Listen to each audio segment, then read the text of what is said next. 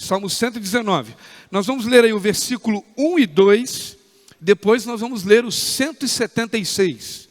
Não se assuste, é isso mesmo. O Salmo 119 é o salmo que tem o maior capítulo da Bíblia. São 176 versículos.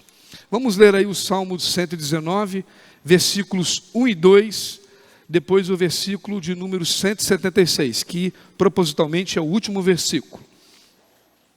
Diz assim: bem-aventurados os irrepreensíveis no seu caminho, que andam na lei do Senhor.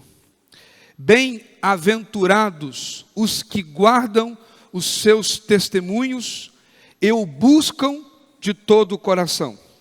Observe comigo agora o último versículo, Salmo 119, versículo 176, na Nova Almeida atualizada. Diz assim: ando errante como ovelha perdida, procura o teu servo, pois não me esqueço dos teus mandamentos. Vamos orar. Pai, mais uma vez estamos diante da tua palavra e rogamos que o Senhor ilumine a nossa mente e que o nosso coração possa estar atento e aprender tudo que o teu Espírito tem a nos ensinar nesta noite. Esta é a oração que eu faço com a tua igreja no nome de Jesus. Amém. Eu quero conversar com os irmãos sobre o seguinte tema: o contra-ataque da fé. Já viu quando você vê um filme? Geralmente, as características de drama, eu prefiro mais do que o suspense, provoca a ideia do inesperado. Já viu quando as coisas começam bem, mas não terminam bem? Parece que quando nós iniciamos a meditação desse texto, a versão Almeida atualizada diz bem-aventurados. Na versão transformada diz: como são felizes os íntegros, os que seguem a lei do Senhor, como são felizes os que obedecem a seus preceitos e que o buscam de todo o coração. Mas lá no finalzinho, vou passar o dedo aqui no celular até, e não chegou ainda, ó, pum, o último versículo, 176, ele diz: andei sem rumo, como ovelha perdida, vem buscar o teu servo, pois não me esqueci de teus mandamentos. A priori, o versículo base da mensagem vai ser esse, Salmo 76. Há 3 lições aqui que vão nos ensinar quais são as armas do contra-ataque para a fé. O que pode estar diante dos nossos olhos e que ataca a nossa fé? Aquilo talvez que seja os roubadores da nossa fé. E aí eu queria pensar com você propositalmente, quando lemos o versículo 1, o versículo 2 e o versículo 176, sobre o final inesperado. Pensa quando você começa a ver um filme e ele vai chamando a sua atenção. À medida que o filme vai passando, você não quer abrir mão de ver aquele filme, porque você, na verdade, não faz a mínima ideia como aquele filme vai acabar. Para quem gosta de ler, muitos são os livros que provocam esse despertamento. O que vai acontecer? O que está na mente desse autor? Qual é o final que ele, na verdade, quer me conduzir? No mundo da inquietação, onde tudo tem que ser rápido, pegar um texto igual o Salmo 119 e tentar lembrar de alguns versículos, talvez seria impossível. Mas eu sempre digo que quando nós viajamos, a gente usa muito isso, né? Cada um lá de casa cita um versículo da Bíblia. E depois eu vou orar e oro em cima, basicamente, dos versículos citados. E um dos versículos que o Guilherme mais citava era o Salmo 119, versículo 105, que diz: lâmpada para os meus pés é a tua palavra e luz para o meu caminho. Então, existem alguns versículos que nós vamos gravando. A gente não precisa usar alguma técnica, às vezes por uma habilidade, uma capacidade, você vai gravando. Mas o fato é que quando você começa a ler o Salmo 119, e quando você vai para o final do Salmo 119, algo que tudo indica, parece que o fim foi inesperado. O salmista abre o Salmo dizendo como são felizes, bem-aventurados são aqueles que estão diante do Senhor e que o buscam de todo o coração. E ele vai seguindo aí esse texto. E quando a gente chega no último versículo, esse versículo diz: andei sem rumo como ovelha perdida. Fica algumas indagações. O que se perdeu? Por que a vida do salmista estava sem rumo? O pastor Jonas Madureira diz o seguinte em relação a este salmo. Ele diz assim: este salmo tem um valor impressionante em termos de espiritualidade e devoção do ponto de vista bíblico, pois ele trabalha com toda aquela configuração de que é necessário de que o homem memorize os ensinos para que ao longo da sua vida ele possa honrar esses ensinos memorizados. Agora, a grande questão, talvez o pastor Jonas Madureira estivesse lembrando do primeiro salmo. Porque é no primeiro salmo, no salmo de número 1, no versículo 2, que a Bíblia diz que feliz é aquele que tem o seu prazer na lei do Senhor, e nela medita de dia e de noite. Irmãos, a técnica de memorização, ela não era uma técnica apenas para o povo hebreu. Quando Josué é chamado, por exemplo, para substituir Moisés, no capítulo 1 ele já recebe uma palavra muito forte. Porque Deus fala com ele não apenas: Moisés está morto e você deverá agora liderar o meu povo. Mas antes que você assuste com tal tarefa, eu lhe digo, está no versículo 5 de Josué capítulo 1. Olha, aonde você colocar a planta do teu pé, eu lhe darei, e ninguém poderá lhe resistir. Eu poderia parar ali e seria a maior maravilha do mundo parar no versículo 5. Só que o versículo 7, 8 e 9 de Josué 1 diz assim: Josué, não tenha medo, seja forte e corajoso. Os 3 versículos. Por que alguém deve ter medo? Por que Deus está falando com Josué: não tenha medo? Se ele falou: eu vou estar contigo. Aí no versículo 9 ele encerra dizendo: medita na minha lei de dia e de noite, não desvia nem para a direita e nem para a esquerda, porque assim a sua vida prosperará. Então a técnica de meditação e de memorização já era algo não apenas do povo hebreu, mas de toda a cultura em ascendência. Tinha-se a técnica de memorizar. A palavra memorizar é muito singular com a palavra decorar, que vem de uma palavra do latim que significa palavra que desce ao coração. Ela não apenas entrou e saiu, ela entrou e ficou.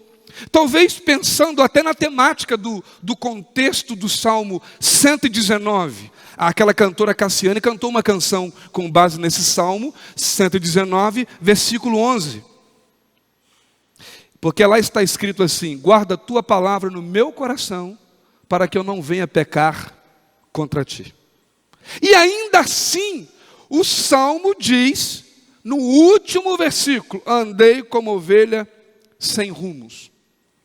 Irmãos, meditar e memorizar é o tipo de coisa que tem que se fazer com prazer. Como é que você vai meditar ou decorar algo que você não gosta, que você não aprecia, ou melhor, que não tem valor para você? Eu penso que Deus tem nos chamado a viver uma vida parecida com a vida de Davi, que foi achado um homem segundo o coração de Deus e que escreve 73 salmos dos 150 que nós temos na Bíblia. Mas é no Salmo 19, do versículo 7 a 10, que Davi vai externar a ideia de como se ter prazer na lei do Senhor. De como que a minha vida, na prática, pode-se ter esse deleite. A palavra de Deus ela não é amarga, ela não é aquele remédio que você dá para o filho e ele quer um copo d'água ou um guaraná. O Arthur chega até a tampar o nariz para tomar remédio. Ele vira aquilo, já joga um guaraná, joga uma coca, quer uma água. Parece que às vezes esse remédio ou essa palavra descrita lá em Provérbios capítulo 4 Quando Salomão diz, olha, observe para a minha palavra, atente para ela, guarde elas no teu pescoço, porque aquele que as encontra e aqueles que aguardam em seu coração, encontrarão saúde e remédio para todo o seu corpo. E é bem verdade que só sabe o sabor do medicamento aquele que usa esse medicamento. E às vezes alguns remédios de fato são difíceis de ingerir, mas são necessários. A grande pergunta é que Davi começa a facilitar isso.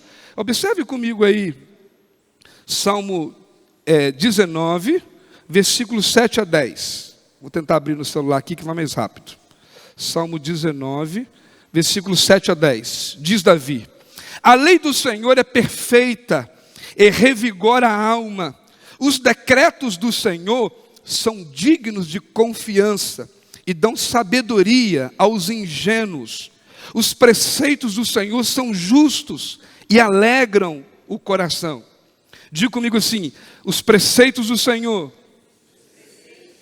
são justos e alegram o coração. Continue comigo, eu vou continuar lendo. Parte B do versículo 8. Os mandamentos do Senhor são límpidos e iluminam a vida. O temor do Senhor é puro e dura para sempre. As instruções do Senhor são verdadeiras e todas elas são corretas. São mais desejáveis que o ouro, mesmo o ouro puro. São mais doce que o mel, mesmo o mel que goteja do favo. Queridos, não há como você olhar para a vida de Davi e ver que quando ele produz esse salmo, o que havia dentro dele era uma revelação genuína de Deus. O próprio Deus usando agora a vida do teu servo, externa para essa realidade, e que não era apenas de Davi. Salomão, por exemplo, diz, um coração alegre aformoseia o quê? O rosto. Jesus falou que de tudo que sair da nossa boca, será daquilo que está cheio o nosso coração. Mas o nosso coração tem estado cheio de quê?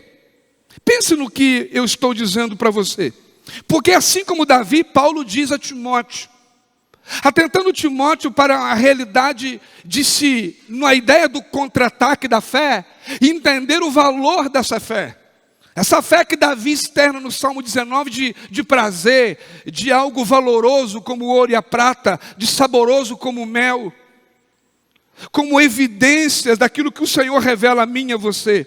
E agora Paulo, com o mesmo sentimento de Davi, na ideia do contra-ataque da fé, diz a Timóteo, na segunda carta dele ao pastor Timóteo, no capítulo 2, no versículo 7, assim: pense no que eu estou lhe dizendo, o Senhor o ajudará a entender todas essas coisas.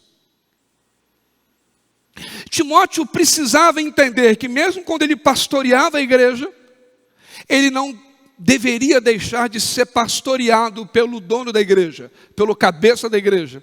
E esse que é o cabeça da igreja, que é Cristo, que era a palavra revelada, ou que é a palavra revelada, Paulo diz, ele o ajudará a entender todas as coisas. E aí Paulo sai de Timóteo e nos ajuda, escrevendo aos Efésios, o apóstolo exortou Timóteo agora, dizendo assim em Efésios 3:4.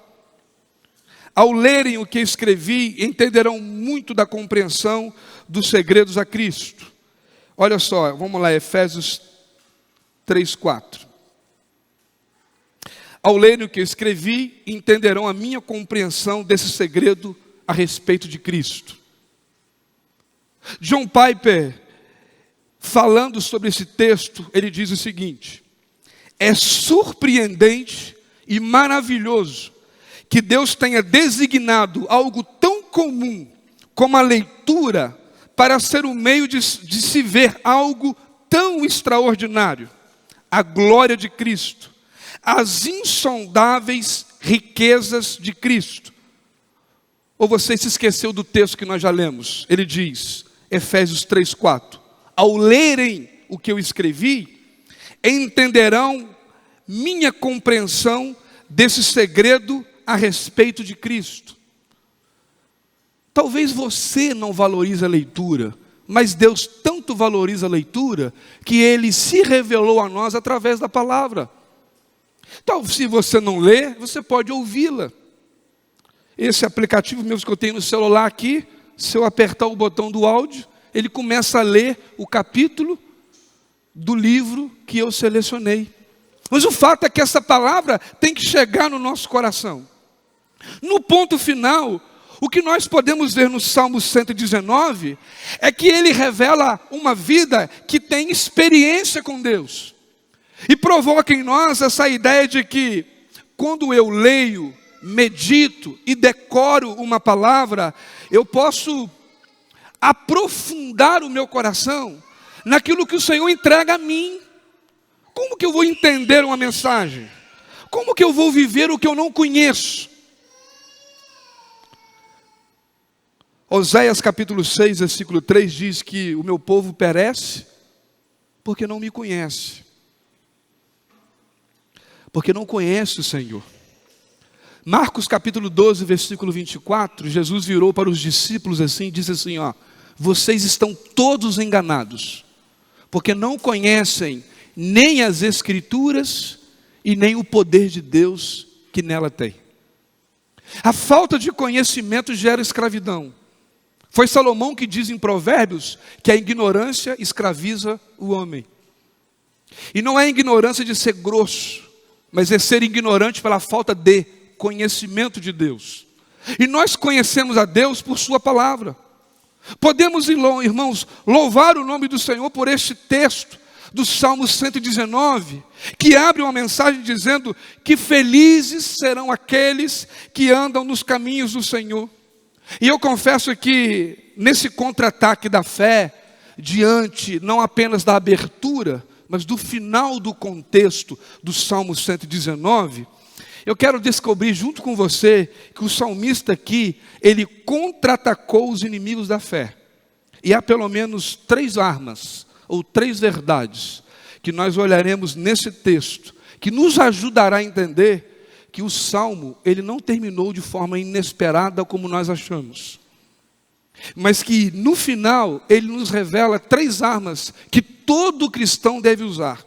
A primeira arma é a arma da confissão, a segunda arma será a arma da oração, e a terceira arma será a arma da meditação.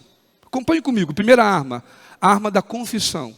Salmo 119, versículo 176. Primeira frase, diz aí: ando errante como ovelha perdida. Essa versão Almeida e atualizada. Deixa eu ler com você também o mesmo salmo na versão NVT, nova versão transformada. E nós vamos fazer um paralelo junto aí. Nova Almeida atualizada, ando errante como ovelha perdida. NVT, andei sem rumo como ovelha perdida. Ao que tudo indica, no primeiro momento, sem conhecer a introdução e o meio de tudo aquilo que Deus gerou nos 176 versículos, talvez uma das indagações ao seu coração fosse: será que este autor, que não é conhecido na Bíblia, quem escreveu o Salmo 119, alguns são conhecidos, tem Salmo de Moisés, Salmo de Asaf, Salmo de Davi. Salmo 119 não se tem, há muitas histórias sobre quem escreveu o Salmo 119, mas a grande questão é que talvez você poderia fazer essa pergunta: será que este salmista foi um apóstata da fé? Ele que inicia dizendo como são felizes aqueles que meditam na lei do Senhor, aqueles que o buscam de todo o coração. Agora a última frase do último versículo diz: andei errante como ovelha perdida. Almeida atualizada. A NVT diz: andei sem rumo como alguém que está perdido. No seu comentário desse texto, William Van Gemeren diz o seguinte: a última nota deste salmo é o clamor de um espírito quebrantado, e não uma confissão de pecado recorrente ou de apostasia. O salmista, na verdade, está se sentindo impotente como uma ovelha perdida. Observe que no comentário de Van Gemeren, ele consegue fazer alusão profunda de que a vida do salmista estava tão próxima de Deus, que ele não poderia deixar de confessar a fraqueza que ele vivia naquele momento, quando diante dele tudo parecia estar desarmado, desligado. Parece que a fé dele não funcionava mais. As circunstâncias sufocaram o fôlego daquele homem, talvez vivendo a mesma realidade vivida por Jeremias. Olhe comigo aí, Jeremias capítulo 50, versículo 6. E vê se não é isso também que o profeta viveu. Jeremias 56. Meu povo tem sido como ovelhas perdidas, seus pastores as fizeram desviar do caminho e as soltaram nos montes. Elas perderam o rumo e não lembram como voltar para o curral. Deus faz com que o profeta parasse de ouvir o que os seus ouvidos queriam ouvir, e faz com que o profeta estivesse ouvindo o que Deus precisava que ele ouvisse. Porque nós não podemos nos esquecer do princípio da nossa relação com Deus. Tudo que nos provém da fé é pecado. Porque sem fé é impossível agradar a Deus. Mas a Bíblia também diz que a fé vem pelo ouvir, e o ouvir da palavra. Então mesmo que as ovelhas se perderam, o pastor não estava perdido. O Deus que cuidava de Israel diz a Jeremias: ei, eles se perderam. Muitos foram os líderes que se corromperam e se desviaram do caminho da verdade. Os irmãos que chegaram no início do culto viram que eu abri o culto falando de textos que nós conhecemos e que é fácil qualquer um cristão citar. Eu citei: o Senhor é meu pastor e nada me faltará. Quem não gosta desse texto? Citei: se Deus é por nós, quem será contra nós? Quem não gosta desse texto? Citei Efésios 3:20, Deus é infinitamente capaz de nos dar além do que pedimos e pensamos. Mas aí nós paramos no texto que nós lemos de Mateus capítulo 8, porque é lá que descreve a situação do centurião, que vai buscar Jesus, porque o seu servo estava, diz o texto, horrivelmente sofrendo. E ele encontra Jesus e diz assim: Senhor, eu não sou digno que o Senhor entre na minha casa, mas diga apenas uma palavra. Ele confessou a Jesus quem ele era. E disse: Deus, eu sou homem sujeito à autoridade. Eu digo aos meus soldados: vai, faça isso. E eles vão e façam. Portanto, diga uma palavra só, e o meu servo será curado. E aí nós ouvimos a resposta de Jesus. Diz assim: que seja feita conforme você crê, porque eu nunca vi fé em Israel como a tua. Olha para esse texto, eu fico pensando: como que está a minha fé? Porque no título da mensagem, o contra-ataque da fé, nós olhamos para o salmista, vendo que no último versículo deste salmo ele diz: ando como sem rumo, como uma ovelha que está perdida. Ele confessa ao Deus que o conhece, que o caminho que ele está, ele sabe: este não é um caminho que o Senhor traçou para mim, mas de alguma forma o meu coração foi guiado a ele. Como que eu vou voltar? Como crer em liberdade se eu não a vivo? Se eu mascaro o coração que eu tenho em função do que eu vejo e do que eu percebo? O que faria alguém tão próximo da palavra de Deus se ver tão impotente e desgarrado a ponto de ser estraçalhado pelos lobos do pecado? Aí William Van Gemeren diz o seguinte: a perdição do salmista é o resultado das adversidades que ele tão frequentemente mencionou, e não por causa de seu abandono de Deus ou da sua palavra. Não tem como nós lermos todo o salmo. Os salmos são 176 versículos, mas nós podemos ler alguns que vão falar dessas adversidades que surgiram na vida do salmista como roubadores da fé. E como você acha que você se mantém diante de um Deus que em ti não há fé? E quando nós olhamos aqui, quais são esses roubadores de fé? Essas adversidades que o texto fala. Versículo 50 do Salmo 119. O que me consola na minha angústia é isto, que a tua palavra me vivifica. Olha, o homem que cria na palavra, o homem que conhecia na palavra, o homem que estudava a palavra, o homem que foi usado por Deus para revelar a palavra, está aqui ela no Salmo 119, diz: o que me consola na minha angústia é que a tua palavra me vivifica. Ou seja, eu vou viver coisas que vão roubar a minha energia, eu vou perder a minha fé, talvez eu fique meio tonteado, mas ainda assim eu me volto para a tua palavra e não apenas entendo a minha perdição, mas eu busco a restauração. Ele está dizendo o seguinte: diante das adversidades, provações por causa da fé, o salmista se identifica entre o seu povo. Ele diz: não é apenas o povo, eu também tenho angústias. Irmãos, parece que hoje a chamada palavra da fé te imuniza de qualquer luta. Será que nós nos esquecemos de quem foi Paulo, de que Paulo viveu? A Bíblia diz que Paulo andava e a sombra de Paulo curava aqueles por onde ela passava.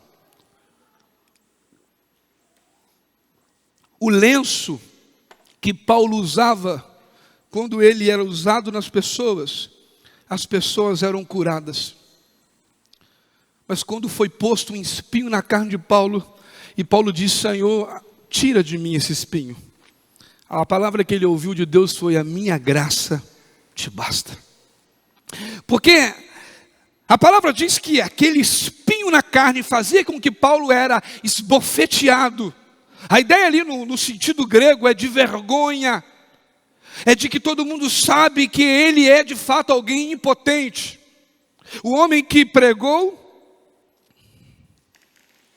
durante mais de 3 horas, e diz que a igreja lotada, um homem chamado Eutico estava pendurado numa janela e ele cai, e aquele homem morre.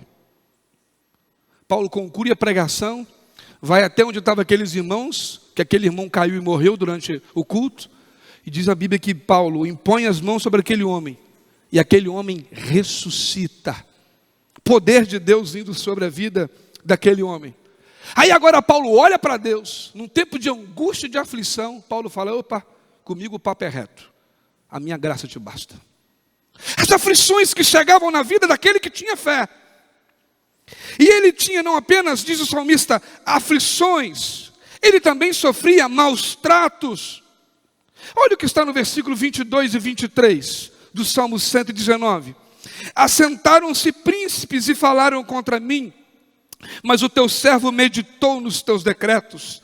Também os teus testemunhos são o meu prazer, são os meus conselheiros.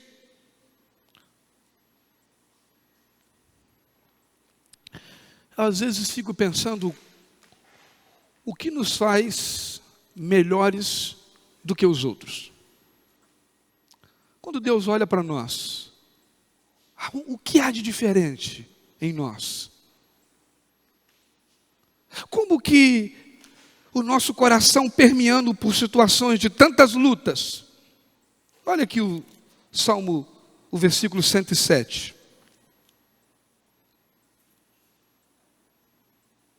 Estou aflitíssimo, vivifica-me, Senhor, segundo a tua palavra. Irmãos, não há como não aprender nesse salmo, que mesmo quando muitos, ou muitas das situações, roubam de nós a nossa alegria momentânea, quando nós nos encontramos e nos deparamos com sua palavra, nós vemos que as adversidades, elas na verdade surgem para tentar, pelo menos tentar, roubar o que Deus provoca em nós de fé e de esperança. Porque fé é tudo aquilo que Deus me permite enxergar para o meu hoje. E esperança é tudo aquilo que Deus permite que eu enxergue para o meu amanhã. Deus não quer apenas que eu viva o hoje. Existe para nós o amanhã. Por isso que o salmista diz no Salmo 118, este é o dia que o Senhor fez. Existe alguém por detrás de cada novo dia que surge na terra. Este alguém é Deus. E quando nós olhamos para esse texto, a primeira arma usada para o contra-ataque da fé é a arma da confissão. Confesse as suas lutas. Entra no teu quarto, fecha a porta, ora em secreto. E o Deus que te ouve, não é assim? O Deus que te vê. O texto não diz que Deus te ouve, o texto diz o Deus que te vê. Porque se Deus apenas ouvisse o nosso coração, Ele não nos atenderia na dimensão que precisamos. Falhamos até em externar a Deus os nossos desejos. Mas quando Deus diz em Mateus 6,6, entra no teu quarto, fecha a porta, ora em secreto, o Deus que te vê, Ele está dizendo o seguinte, existe um Deus que tem atenção em você, você detém a atenção de Deus. Talvez lembrando aquela palavra de Levítico, capítulo 26, versículo 9, quando Deus diz a Israel, ei, e eu para vós olharei, e eu vos farei frutificar, multiplicar, e renovarei a minha aliança contigo. É importante olhar para a esposa, para o filho, para o marido, para a igreja. Mas para bem quando Deus você para pensar, existe alguém que está olhando você agora, e este alguém é Deus. O que muda aí na sua vida quando você entende isso? No contra-ataque da fé, o salmista nos expõe essa grande arma, e é uma arma que eu e você podemos usar. Ninguém pode roubar o nosso direito de vencermos as adversidades, confessando as lutas que nós temos diante dela. Porque na verdade o que nós cremos é que a vida com Deus ela não se torna mais fácil. A vida com Deus ela se torna essencial quando nada mais é importante e que se Deus não está presente. Lembra de Josué? Moisés. Quando Deus fala assim, ó, eu vou mandar vocês, vou abençoar vocês na terra prometida, mas eu não quero andar com esse povo não. Esse povo está com o coração muito duro. E Moisés falou assim, Senhor, se não for pela tua presença, não me ande nem ir com esse povo. Não adianta o mel, o leite, não adianta a terra produzir o que ela produz, sendo nesse contexto, nós não desfrutarmos da tua companhia. O salmista propõe essa arma da confissão, porque as adversidades nos fazem fletar com o pecado. Por isso Davi orou no Salmo assim. Ou o salmista diz isso. Vamos ver aqui no versículo 36. Porque é a contradição se é o Davi ou não que escreveu o Salmo. Olha aí o que o salmista diz no versículo 36 ao 39. Inclina o meu coração aos teus testemunhos e não a cobiça. Desvia os meus olhos para que não vejam a vaidade e vivifica-me no teu caminho. Confirma ao teu servo a tua promessa, feita aos que te temem. Afasta de mim a afronta que me causa medo, porque os teus juízos são bons. Agora versículo 53. De mim se aponderou a indignação por causa dos pecadores que abandonaram a tua lei. Versículo 113. Detesto a falsidade, porém amo a tua lei. E por último, versículo 115. Afastem-se de mim, malfeitores, quero guardar os mandamentos de Deus. Agora olha que coisa forte, versículo 158. Vi os infiéis e senti desgosto, porque não guardam a tua palavra. Deus nos chama a confessar a revelação que está no nosso coração. Os irmãos que andam comigo há mais tempo, sabem que eu tenho uma máxima, e uma delas é a seguinte: cada situação revela a real condição do meu coração. Então, quando eu estou impaciente com a Neide ou com os meus filhos, ou no trânsito, naquele momento eu entendo que eu não estou amando a Deus e aqueles que são de Deus da maneira como Deus deseja que eu os ame. Lembra de 1 Coríntios 13? O amor é paciente.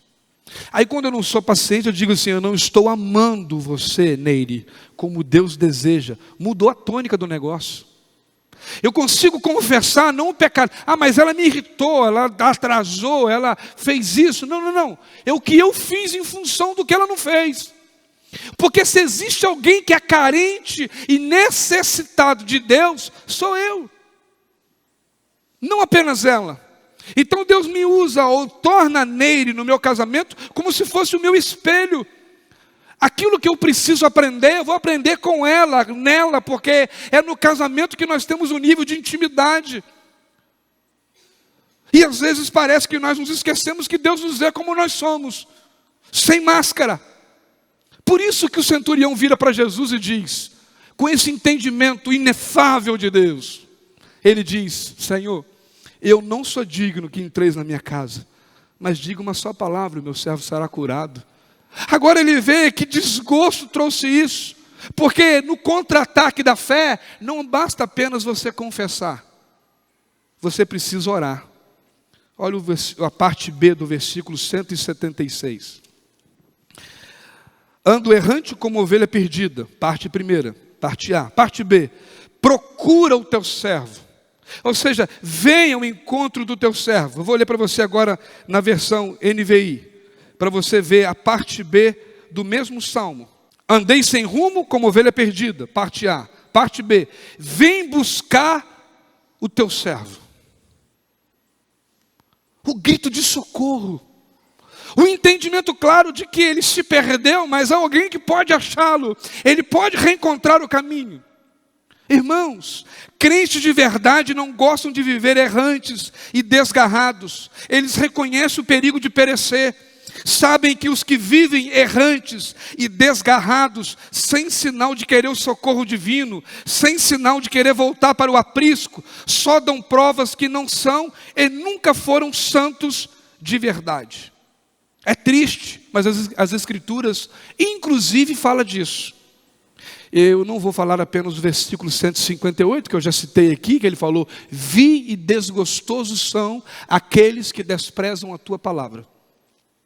Mas texto clássico para esses que abandonaram e um dia conheceram a palavra. Hebreus capítulo 4. Aliás, Hebreus capítulo 6, versículo 4 a 6. É impossível, pois, que aqueles que uma vez foram iluminados e provaram o dom celestial e se tornaram participantes do Espírito Santo e provaram a boa palavra de Deus e os poderes do mundo vindouro e caíram, sim, é impossível outra vez renová-los para o arrependimento, visto que enquanto de novo estão crucificando para si mesmos o Filho de Deus e o expondo a ignomínia, a ignorância. Como pode eu não vir à igreja, não congregar como igreja e me esquecer de Hebreus 10, 25? Não abandoneis a congregação do justo, como é costume de alguns. O crente, o cristão, precisa ter o desejo de viver aquela experiência de Jesus com os discípulos de Cafarnaum. O fogo precisa arder. A palavra que Jesus pregou, diz eles, bem que notamos nós, que quando a palavra era pregada, ela ardia no meu coração. A metáfora do Espírito Santo como fogo. E o apóstolo João entendeu tão bem isso, que em 1 João 2, 19 e 20, ele diz, esse povo, eles saíram de nosso meio, entretanto não eram dos nossos. Porque se tivessem sido dos nossos, teriam permanecido conosco. Todavia eles se foram para que se ficasse manifesto que nenhum deles é nossos. E vós possuís a unção que vem do santo. E todos têm desconhecimento, santos de verdade. Reconhecem o perigo de viverem errantes e logo buscam o socorro divino, a fim de retornarem ao aprisco. Coisa linda é viver aqui Diz o Salmo 119, no versículo 57 a 60. O Senhor é a minha porção. Eu disse que guardaria a tua palavra. Imploro o coração a tua graça. Compadece-te de mim segundo a tua palavra. Considero os meus caminhos e volto os meus passos para os teus testemunhos. Apresso-me, não me detenho em guardar os teus mandamentos. E quando eles clamam e se voltam quebrantados, eles descobrem que o Senhor está pronto para recebê-los. Ah, queridos, como é bom poder ver irmãos que às vezes estavam distantes e voltaram para a casa do Pai. O seu lugar é aqui. O seu lugar são com esses que falam a mesma palavra, têm a mesma conexão, têm a mesma fala. É aqui que nós ouvimos sobre o pecado e o perdão produzido por aquele que pagou o preço que nós não poderíamos pagar. Por isso que no contra-ataque da fé, além da confissão, vem a oração. A oração permite que você revele o seu coração a Deus. A oração permite que você entre em conexão com aquilo que Deus deseja, que você nunca deixe de ser conectado com Ele próprio. Porque orar nada mais é do que falar com Deus. E que dica o salmista nos dá? Para que você entenda isso além daquilo que nós já falamos. Lemos aqui no versículo 25, ele diz, vivifica-me. Irmãos, entender que só pela palavra tem vida, é vida em abundância. De que sem palavra nada temos e nada somos diante desse Deus. Já viu quando você ouve uma palavra que você não gosta? Do seu filho, do seu pai, do seu marido, você fica ruminando aquela palavra. E a Bíblia diz no Salmo, no livro de Provérbios, na tua boca a bênção e maldição, vida ou morte, o que dela utiliza, dela receberá. A palavra tem poder. Está em Provérbios, se eu não me engano, Provérbios 19, 11.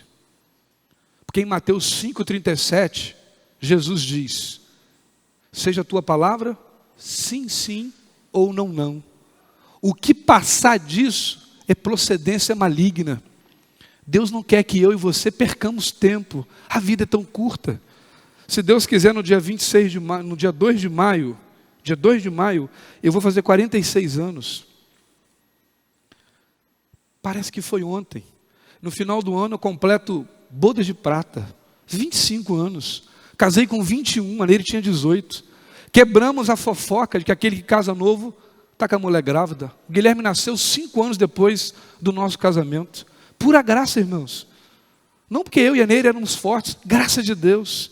Casamos novos, construímos bastante coisa, temos tantas coisas para construir. Mas quando nós olhamos para cá, não tem como. A primeira dica é, versículo 25, vivifica segundo a tua palavra. Segunda dica, versículo 18, desvenda os meus olhos. Deixe Deus mudar a sua visão. A questão não é o que você enxerga, a questão é o que Deus deseja que você enxergue. Porque Deus não tem problema com o pecador. O problema de Deus é com o pecado. Ele amou o pecador, Ele restaurou o pecador, Ele recuperou o pecador. E aí o salmista nos dá essa dica, desvenda os teus olhos. Versículo 36 diz, inclina o teu coração, porque o coração é seu e não é dele. O que você tem feito com aquilo que Deus te deu? Provérbios 23, 26 diz, filho meu, dai-me o teu coração. Obrigado, diz o texto, pela aflição, porque na aflição o Senhor me guarda na tua palavra, eu sei aonde encontrar socorro. Quando o salmista entende os perigos da vida sem a palavra, ou seja, os elementos roubadores da fé, ele não apenas confessa o pecado do seu coração, ele submete o seu coração na palavra e diz, Senhor, me vivifica na tua palavra, ou seja, torna o meu coração a estar feliz, ter prazer, ter vida. Eu preciso enxergar Deus em tudo. E por último, a última arma, meditação. O versículo diz, andei sem rumo como ovelha perdida, vem buscar o teu servo. Última frase, pois não me esqueci dos teus mandamentos. Na atualizada, Almeida atualizada, pois não me esqueço dos teus mandamentos. Por que ele não se esquecia? Porque ele tinha textos decorados. A mente dele tinha palavra. Parece que ele estava vivendo aquilo que Salomão viveu quando escreveu Provérbios 23:7. Assim como o homem pensa, assim será o seu coração. Assim ele faz. Irmãos, nós precisamos encher a nossa mente da palavra. Que não nos falte a palavra. O salmista diz: não me esqueci dos seus mandamentos. Crentes, cristãos, santos de verdade não podem apagar a lei de Deus escrita no próprio coração. Quando Paulo escreve à igreja em Corinto, diz assim: olha, irmãos, vós sois a carta de Cristo. A igreja de Corinto tinha muito problema, mas Paulo abre a carta dizendo assim: Paulo, apóstolo de Jesus Cristo, aos santos que se reúnem em Corinto. Porque o que nos separa do mundo é Jesus. Só Jesus pode burilar o nosso coração. Só pode Ele tratar o nosso coração. A pergunta é: o que tem ficado no nosso coração como pegada da palavra? Dos profetas que eu mais gosto na Bíblia é Jeremias. Foi conhecido como profeta chorão. E Jeremias diz assim no capítulo 31, versículo 33. Porque esta é a aliança que firmarei com a casa de Israel. Depois daqueles dias, diz o Senhor, na mente lhes imprimirei as minhas leis. Também no coração lhes inscreverei. Eu serei o seu Deus e eles serão o meu povo. Você gosta mais dessa palavra ou da de Ezequiel? Olha o que Ezequiel 36, 26 diz: dar-vos-ei coração novo, e porei dentre vós espírito novo, tirarei de vós o coração de pedra, e vos darei coração de carne. Porei dentro de vós o meu espírito, e farei que andeis nos meus estatutos, guardei os meus juízos, e os observeis. Olha que bacana, na jornada da vida você não está sozinho. Até a crise que você vive vai estar totalmente alinhada com a sua fé. Sem o confronto com a palavra, não há crise espiritual. É por isso que o mundo permeia por meio do mal. Eles não têm referência da verdade e daquilo que a bondade de Deus tem para aqueles que por Ele foram alcançados. Queridos, o que você tem feito para que no contra-ataque da fé não te falte confissão, oração e meditação na palavra? Porque a palavra de Deus, irmãos, ela é viva, ela é eficaz, ela é fundamental para nós. E diante de tudo que nós ouvimos, eu quero citar um pensamento de James Draper. Ele diz o seguinte: vivemos dias quando o conhecimento da Bíblia é amplo, mas do que o conhecimento, temos de ter compreensão. Olha aí, mais do que o conhecimento, temos de ter compreensão. Hoje, muitos de nós cristãos possuem um grande estoque de verdade bíblica, mas também temos uma necessidade desesperadora de corações que são sensíveis a Deus e vidas que estejam em harmonia com o Senhor. Nós não precisamos vaguear errantes, citando a Escritura. Nós precisamos de Deus para influenciar vida, entusiasmo e liberdade em nosso coração. Deus busca e cuida de uma ovelha que é quebrantada, diz o Senhor, de um coração quebrantado, perto está o Senhor. Mais do que nós sinalizarmos a maneira como está o coração da igreja, ou o meu coração, é perceber nesse Salmo 119, que no contra-ataque da fé, nós não podemos deixar de usar as armas que Deus nos concede. Se você não tem Bíblia, me procura que eu te dou uma. Você não pode ficar sem a palavra de Deus. Ela vai ser o ponto crucial. Nela você terá tudo o que você precisa. Mas não saia daqui nessa noite sabendo que a sua fé é contra-atacada assim. Na escola, no trabalho, alguns supostos amigos que vão tentar roubar a fé para que você viva tão somente a vida que Deus tem para você. Eu encerro dizendo que as ovelhas do Senhor andarão com Ele, porque nós temos uma promessa, que Jesus Cristo é o mesmo ontem, hoje e o será para todo sempre. E é Ele que diz em Mateus 28, 20, na última frase: eu estarei convosco todos os dias da vossa vida, até a consumação do século. Não aceite não reconhecer o Senhor em tudo. Confesse seus pecados. Ore ao Senhor e medite na palavra, porque a fé há de prevalecer no seu coração.